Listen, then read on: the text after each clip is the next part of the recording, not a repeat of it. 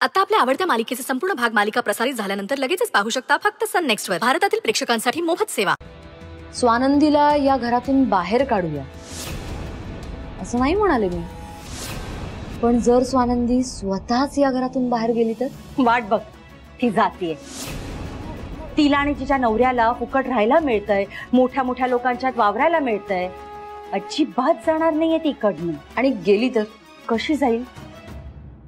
Mamma, कसं असतं ना, हे जे छोटे लोक असतात ना, यांचा इगो खूप मोठा असतो आणि हे लोक इगोला सन्मान,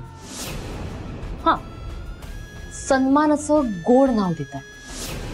बरं, या सन्मानासाठी जगातला कुठलाही मूर्खपणा करायला तयार असतात ते. हा सन्मान येतो कुठून? इमेज. जर त्यांची इमेजच खराब झाली, इज्जतच गेली, तर सन्मान संपला. आणि जिथे सन्मान संपतो तिथे अशी लोक राहतच नाहीत. म्हणून माझ्याकडे 2 प्लॅन आहेत. पहिला प्लॅन, या दोघांची इज्जत काढायची. आणि दुसरा प्लॅन, यांचा सन्मान ठेचायचा. हे दोन्ही जमलं ना मामा, तर स्वानंदी आणि मणी स्वतःच हे घर सोडून निघून जातील कायमचे. वा, प्लॅन काय? सांगते.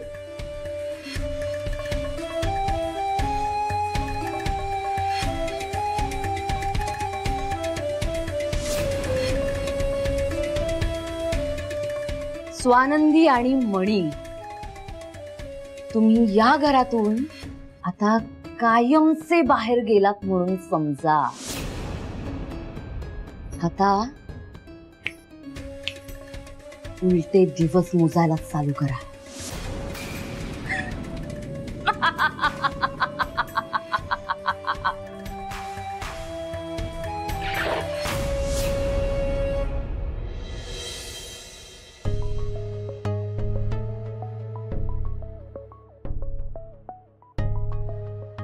हो, ते कुंकू तसंच आहे. कुठे? राईट साईडला वरती. माझी राईट साईड. एक मिनिट थांबा, मी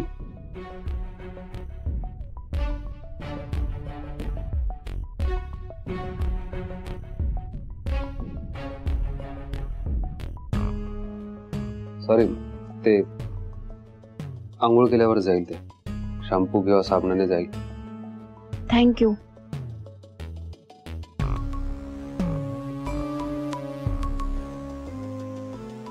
मणी सर, मला तुम्हाला काहीतरी महत्वाचं सांगायचंय. काय?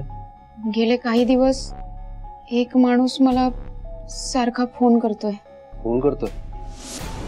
काय धमक्या वगैरे देतोय? नाही, धमकी नाही दिली, पण तो मला भेटायला बोलवत होता. त्याच्याकडे माझ्या गुन्हेगाराबद्दल काहीतरी माहिती आहे असं सांगत होता तो. काय नाव त्याचं?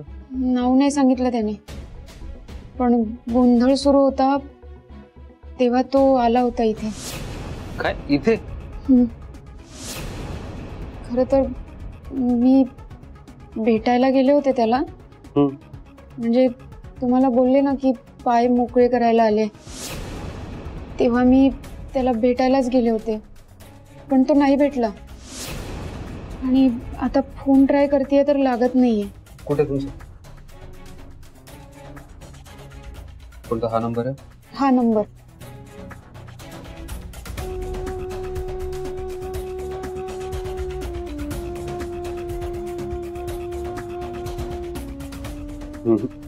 Switch off. सॉरी मणी सर, खरं तर मी तुम्हाला आधी सांगायला पाहिजे होतं, पण तो म्हणाला तुम्ही एकटीने भेटायला या आणि कोणाला सांगू नका. आणि मला माहिती होतं तुम्ही मला एकटीला भेटायला जाऊ देणार नाही, म्हणून मी तुम्हाला सांगितलं नाही. सॉरी. नाही, इट्स ओके. कदाचित तुमच्याऐवजी मी असं तर हेच केलं असतं. मला प्रश्न हा पडलाय की एक व्यक्ती तुम्हाला भेटण्याचा प्रयत्न करतोय पण तुमच्यापर्यंत पोहोचू शकत नाही म्हणजे काहीतरी गडबड आहे. आता ती व्यक्ती परत तुम्हाला भेटत नाही, काही सांगत नाही, तोवर आपण काहीच करू शकत नाही. हा, आणि अजून एक गोष्ट कायम लक्षात ठेवा स्वानंदी, आपण सरपोतदारांच्या घरात राहतो आणि सरपोतदार खासदार आहेत. या राजकीय क्षेत्रात त्यांचे अनेक मित्र आहेत, अनेक शत्रू आहेत आणि या प्रत्येकाला त्यांच्या घरात काय चाललंय हे जाणून घ्यायची इच्छा आहे. वेळेप्रसंगी त्याचा राजकीय उपयोग करून घ्यायचा आहे त्यांना. आणि तुम्ही या घरात नवीन आहात, त्यात तुमच्या बाबतीत जे घडलंय ते ऑलमोस्ट सगळ्यांना माहिती आहे. त्यामुळे तुमची मदत घेऊन ते इथलं जाणून घेण्याचा प्रयत्न करतील. त्यामुळे तुम्ही सावध राहा. कोणत्याही अनोळखी व्यक्तीला भेटताना आपण सरपोतदार, खासदार सरपोतदारांच्या घरात राहतो हे भान ठेवा. बरोबर बोलताय तुम्ही. इथून पुढे मी लक्षात ठेवेन आणि कुणी मला कॉल मेसेज केला तर मी सगळ्यात आधी तुम्हाला सांगेन. सॉरी. तुम्ही जा फ्रेश वगैरे होऊन.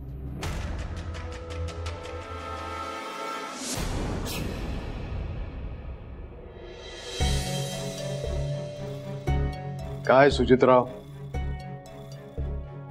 गोंधळ आणि या सगळ्या गडबडीत दमला असाल नाही?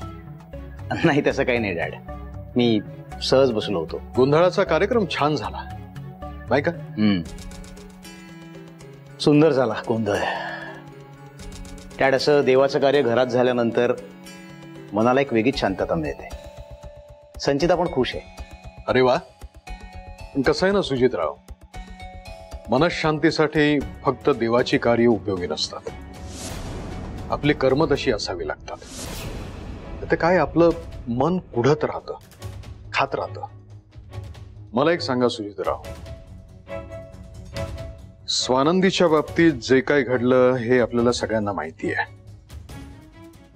म्हणजे तिचा गुन्हेगाराचा शोध, तुमच्यावर घेतलेला संशय, तुम्हाला झालेली अटक, तुमची DNA टेस्ट ती निगेटिव्ह येणे आणि मी तुम्हाला सोडवून आणणे, ह्या सगळ्या घटनांमध्ये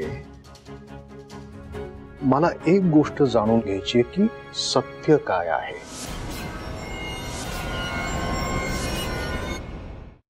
सत्य म्हणजे डॅड, सत्य जे आहे तेच सत्य आहे ना डॅड? नाही नाही नाही, तसं नाहीये.